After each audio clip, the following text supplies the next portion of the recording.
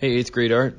This video will help you through your next drawing project, and I hope that the examples that I choose here are ones that will give you some good ideas. All right.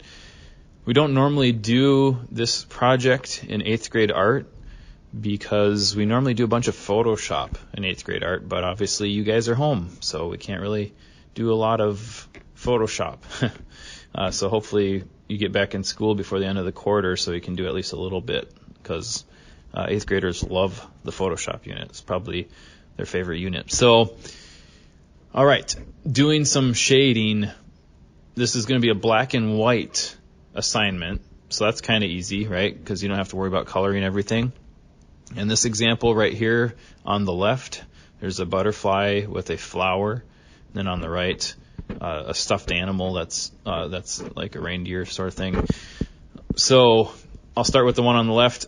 There is some highlights and shadows in the flower. So if you look at like the lower parts of the flower petals, they shaded that in like a medium gray. And then the flower, like the green part of the flower, I don't know, a stem or whatever it's called, they shaded that much darker.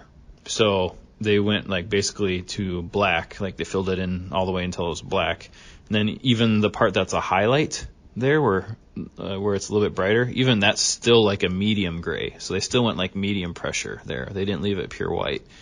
The butterfly has less shading on it because that's just how it is with butterflies. Like they don't get much shading the same way that a flower gets like some more shadows. So then on the stuffed animal, the stuffed animal is like all round and kind of ploppy and pudgy and stuff like that. It's hard to explain, but it's not like edgy or square.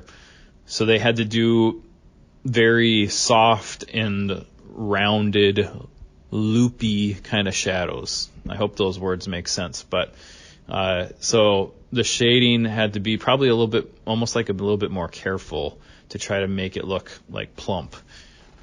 On the next slide here, it's another example of some stuffed animals. This is actually a student example, so that, you probably looked at the last one and you're like, oh, Mr. Richter, I could never draw that. Well, I'm not saying that you can draw that. I'm just giving you some examples of art to help you learn. So this is a student example, and this, the students, they tend to be like less brave about making shadows and highlights. I would say the giraffe could use a few more highlights and shadows, mainly shadows, really. The highlights are okay, I guess, but the shadows needs a little bit more shading there. So they could have put a little bit more shadows, especially on the bottom, like the bottom leg there that's on the table. The koala bears has actually done pretty good. They've got quite a few shadows and highlights in there. The apple that's on the far right is decent. And the stuffed animal, I can't really tell what it is. A cow, I don't know, it looks like it has hooves, so maybe a cow or a horse. That one, I don't know, it's all right. Like on the nose or on the bottom of the mouth, they put some decent shadows and highlights in there. This next example, it doesn't have to be objects, it can be a landscape. So landscape is when you draw a picture of like outdoors or a scene from outdoors. And this one's obviously very good.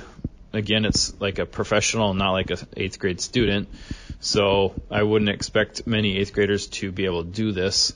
So don't stress out about that. But doing black and white landscapes is actually really tricky because, like, say if you're drawing a mountain, it takes like a pretty advanced artist, an artist that's done a lot of practice to do like good shadows and highlights in a mountain. So even in trees, like you see the trees on this example, they did really good shading in the trees, but kids really struggle with putting highlights and shadows in trees. You can see the buildings are probably a little bit easier to shade because like one part of the building is going to be away from the sun, so you can shade that part of the building darker. That makes sense, but buildings make more sense, but like trees, the sky is tough. So I don't know. You might want to do a landscape, and if you find a good example to look on the internet, it helps to look at a picture. So maybe looking at a picture would be a good idea if you wanted to do a landscape. All right, and here we have a boot. The reason why I put it on the slideshow is that it has a scribbly style of shading. So you don't always have to shade with like perfect smoothness. You can do this kind of scribbly style, and a lot of times artists think, or learning artists like students think that they have to be smooth. It is okay to be a little scribbly. Now, what makes this scribbliness work is that they kind of like planned the lines, because when you scribble, the lines are going in a certain direction, right? So all of the scribble lines, like they put all of the lines going the direction that made sense. A lot of times when kids do scribble shading, they end up putting the lines in a direction that doesn't make sense at all. And so that's why it kind of doesn't look nice. So if you put all the lines in, if you're careful with which way you put the scribbles, you can actually do decent scribbling as far as shading goes. Now, one more example here real quick. I've seen a lot of kids over the years draw these eyeballs that are zoomed in, and then the one on the right is still an eyeball, was zoomed out because you can see more of the face.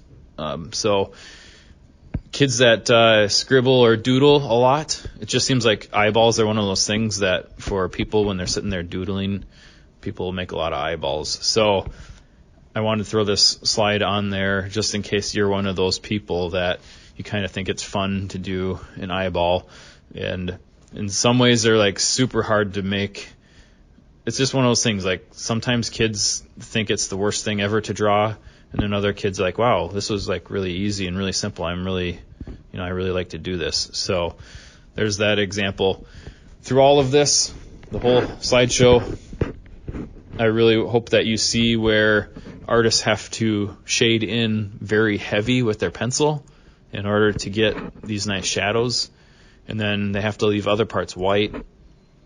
And then in between the dark and the white, you have to do what's called a midtone. Your picture should have about a 50-50 balance. You know what I mean? So like 50% of the picture should be dark, and about 50% of it should be lighter. I wouldn't say white, but lighter. So it's really hard to describe that, but basically a picture that doesn't have a 50-50 balance is not going to look finished. So actually at the end of this video here, I'll attach a few examples of drawings that are okay. They're okay, but they don't have a 50-50 balance. So when you don't have a 50-50 balance, it just doesn't look like you are done yet. It's like it seems like you have to do a little bit more work. So hopefully that makes sense. If you have any questions, email me.